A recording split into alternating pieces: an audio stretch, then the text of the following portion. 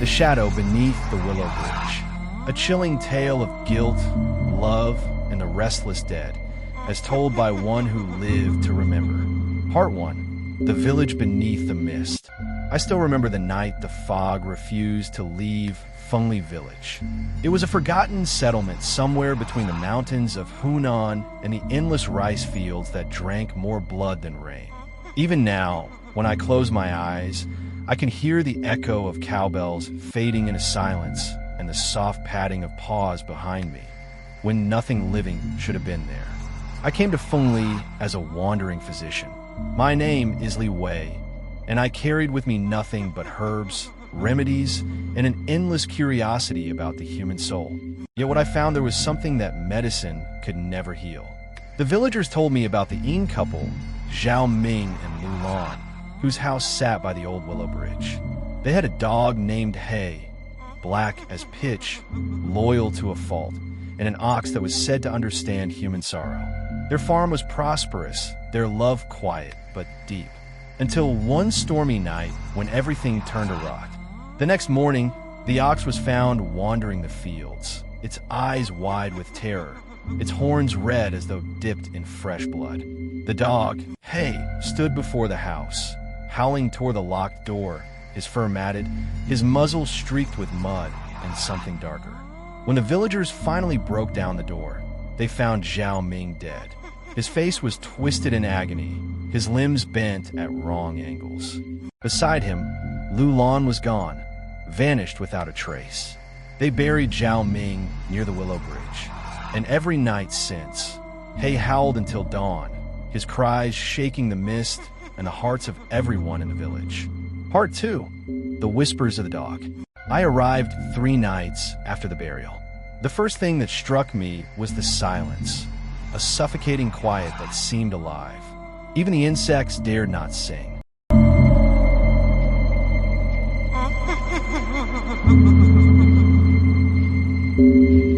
Only He's mournful howls split the air, echoing across the fields like a broken prayer. Old woman Shun, who rented me a room, whispered to me as I unpacked my medicine box. "They say Lulan didn't die," she said, her voice trembling. "She ran away after killing her husband. But the dog doesn't believe it." That night, I couldn't sleep.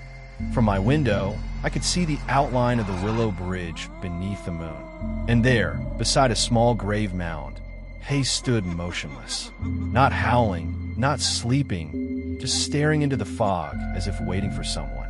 Then I heard it, a woman's voice, soft, distant, like a sigh through the mist. "Hey, come home." The dog's ears perked up, his tail wagged once, twice, and then he started to walk, slowly, toward the voice that no one else could hear. I wanted to call out, but my throat froze, because that voice, it didn't come from the road. It came from beneath the bridge. Part 3.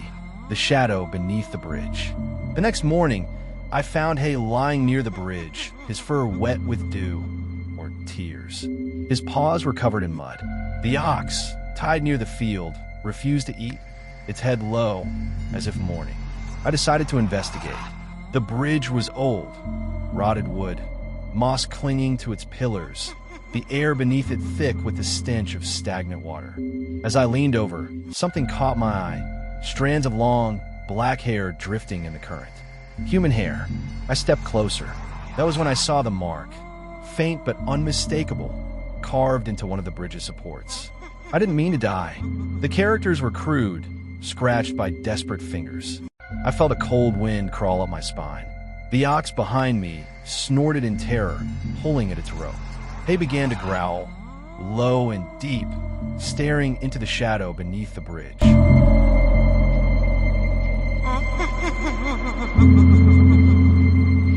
Then a ripple, a pale hand reached out from the darkness, followed by a face bloated and gray, with eyes like white marbles floating in an ink-black sea. It was Lulan. Her mouth moved soundlessly. Then, in a voice that seemed to come from everywhere and nowhere, she whispered. He wouldn't let me live. I stumbled back, nearly falling. When I looked again, she was gone. Only the hair remained, tangled among the reeds. That night, he disappeared. Part 4. The Night of the Return. The villagers gathered at the temple, praying to keep the spirit of Lulan away. Some said she had drowned herself in guilt. Others whispered that Zhao Ming had been cruel, that she'd been trying to escape him when fate betrayed her. No one knew the truth or dared to speak it, but I couldn't rest.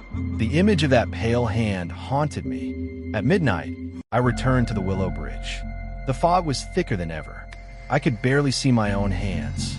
Then I heard it, hooves striking the earth. The ox was there, untied, walking toward the bridge with strange purpose. Its eyes glowed faintly, reflecting the moonlight, and beside it trotted Hay. He looked different, leaner, quieter, his fur shimmering with moisture.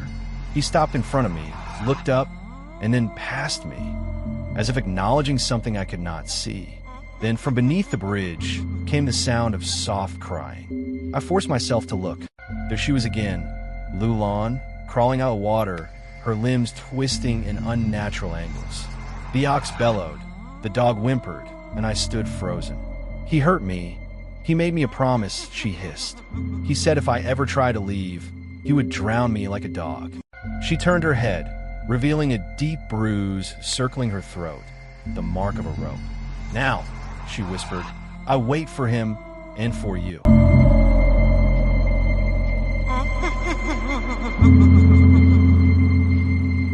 Before I could move, he leapt in the water, barking furiously.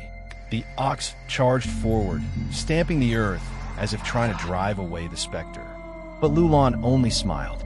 The ground beneath the bridge cracked, and from the grave beside it, a hand clawed its way out, decayed, trembling, but alive. Zhao Ming's voice rasped through the mist. Lan, fought guy meh. The two shadows met, hers dripping with water, his with dirt. For a heartbeat, it looked almost like an embrace. Then the air erupted with a scream that tore through bone and sky alike. When I awoke, it was dawn. The ox was gone. He lay beside me, lifeless, his eyes open. The bridge had collapsed into the river, and in the mud where the graves had been, two bodies lay entwined, both smiling. Part 5, The Curse That Remains. I buried Hay with my own hands. The villagers refused to go near the bridge again. They said the couple's souls had finally found peace. But I knew better. Every night, I hear the bells of the lost ox ringing somewhere beyond the fields. Sometimes, when the fog rolls in, I see a shadow by the river, a woman brushing her long, wet hair, whispering to something unseen. Before I left Fengli, I went to the ruins of their house. Inside, beneath a loose floorboard, I found an old letter, written in Lulan's trembling hand. If anyone finds this, know that I did not kill him. Zhao Ming's rage is stronger than love. He fears the child inside me is cursed. If he comes for me tonight, I will hide beneath the bridge. Tell Hay to wait for me there. There was a smear of dried blood at the bottom, and beside it a small paw print. I left the letter on their grave, praying they would rest. But as I turned to leave, the wind carried a sound that froze me to the core, a low growl, followed by the faint clinking of a cowbell and a woman's laugh. While I looked back, the willow branches were swaying, though there was no wind. I don't know if what I saw that night was real or madness, but sometimes when I wake, I can still feel the damp earth beneath my fingers and smell the rot of the river. And always, in the distance, the echo of Hay's last howl, guiding lost souls back to the bridge where love, hatred, and death are one.